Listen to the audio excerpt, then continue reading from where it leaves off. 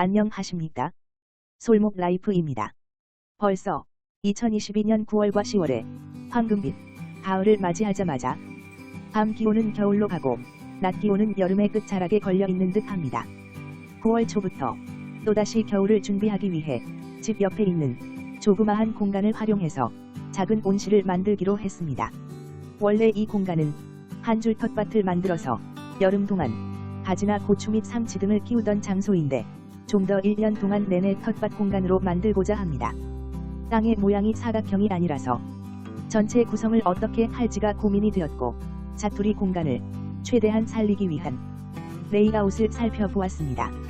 사각형이 아닌 마름 목골 형태로 자투리 공간 전체를 잘 가꾸어 보기로 했습니다. 온실의 가장 중요한 환기와 단열은 첫 번째 온실에서 경험을 바탕으로 충분히 보강하기로 생각하고 통풍 환기구 위치와 출입문 2개 위치 잡아놓고 벽체도 이중으로 단열하기로 했습니다. 온실의 모든 수직 하중을 지탱해야 하는 하중보는 철제 각 파이프보다는 온도 변화에 둔감한 나무로 만들어야 했기에 나무 하중보를 콘크리트 바닥에 고정하기 위한 베이스판과 틀을 내가 임으로 만들기로 했습니다. 집 마당에 놀고 있는 각 파이프를 절단하고 용접하고 급조해서 만들었습니다. 콘크리트 바닥에 설치한 기초보와 온실 외곽틀을 설치한 영상입니다. 요것까지 하는데도 좋기 한 달이 걸리네요. 그러는 사이에 올해도 추석이 다가왔고 빠른 추석 때문인지 들판의 벼들이 아직은 덜 익었습니다. 앞으로 한 달 정도 지나면 노란 물결의 풍성한 벼이삭들이 보일 겁니다.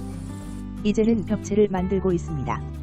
벽체는 성인 한 명이 핸들링 가능한 사이즈로 블럭식으로 만들어서 이동 고정하는 방법이 가장 좋네요.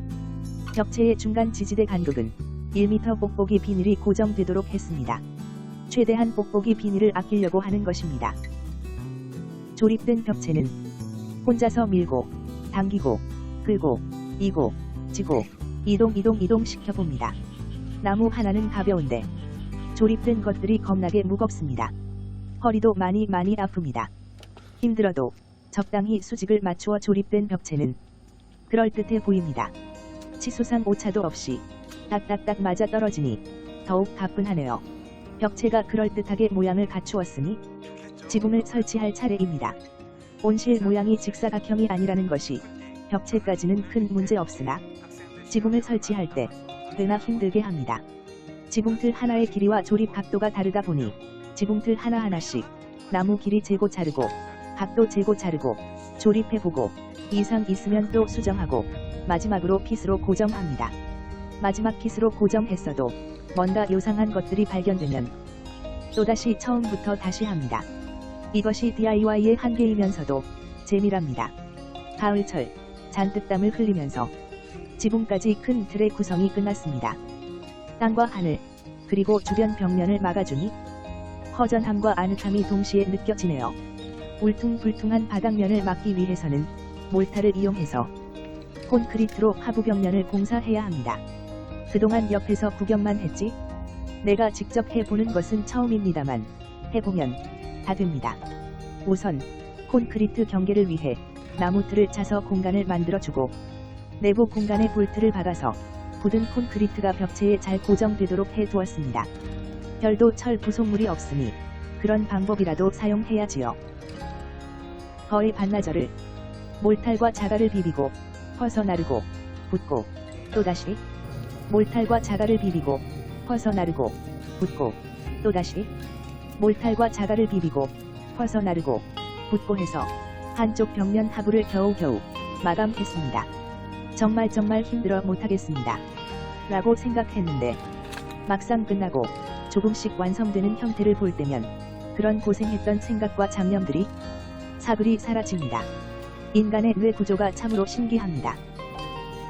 힘들었던 내측 하부 벽체에 콘크리트를 타설하고 일주일이 지났습니다. 충분히 굳었을 것으로 믿고 벽면 외측에 뽁뽁이를 붙여두었습니다. 가을 날씨 중간중간에 비도 내리니 공사에 지장을 주네요. 그래서 지붕과 옆면 외벽을 서둘러서 설치해야만 했습니다. 겁질이 있는 것 같아서 한결 포근한 느낌이 듭니다. 아늑하고 조그마한 공간이고 생애 첫 내 방이 생겼을 때 우리 모두 느끼는 소중한 공간이 되었습니다. 나무에는 어두운색 오일 스테인을 바르니 흰색의 밝은 뽁뽁이랑 색상 대비를 이루면서 이쁘게 보입니다. 지난주에 완성된 콘크리트도 잘 양생되었네요. 처음 해보는 것이지만 결국은 내가 해냈고 성공했다는 뿌듯함이 생깁니다. 벽체들 사이에 보강대를 설치했습니다. 큰 바람에도 흔들림이 없어야 하고 보강대는 무조건 삼각형이 최고죠. 좀 더 큰 길이를 가진 나무로 해야 했으나 창문을 하단으로 설치해야 해서 보강대 길이를 줄이고 나중에 내부 공간에 설치될 구조물을 생각하면 이 정도면 양호하다 생각이 듭니다. 이번 온실에서는 특히 창문에 신경을 많이 씁니다. 온실 1호기는 작년 겨울철에 구상하고 겨울철과 초봄에 완성했습니다. 그런 관계로 여름철 환기 및 낮 동안의 뜨거운 열기를 관리하기 무척이나 힘들었습니다. 대부분의 작물은 땅과 멀지 않게 낮은 곳에 위치해 있어서 신선한 공기는 합으로 공급되어야 했습니다. 물론 뜨거운 공기는 높은 곳으로 올라가서 배출되는 구조이지만 자연환기로는 충분히 배출이 불가능하다고 판단했습니다. 그래서 2호기에서는 배기는 환풍기를 달아서 무조건 강제 배기 방식을 사용합니다. 창문은 전동 실린더로 자동 개폐되도록 설치해야 해서 하나의 전동 실린더에 긴 창문이 열리고 닫히도록 했습니다. 지난번에는 총 4개의 작은 창문을 하나의 전동 실린더에 와이어로 연결해서 개폐를 했더니 와이어가 끊어집니다. 장시간 사용이 불가능하다는 결론입니다. 그리고 굳이 작은 창문 4개가 필요 없다는 것입니다. 열리고 닫힐 창문은 온실 외부로 개방되도록 하고 내측에는 전동 실린더를 설치합니다. 비난문, 햇살로 인해서 전선과 전동 실린더의 손상이 없어야 해서입니다. 이번 온실에서 가장 힘들었던 콘크리트 타설은 없다는 신념으로 반대쪽 하부 벽면은 벽돌로 마감하기로 했습니다. 옆집에 계신 매형과 누님이 협찬으로 출연해 주셨습니다.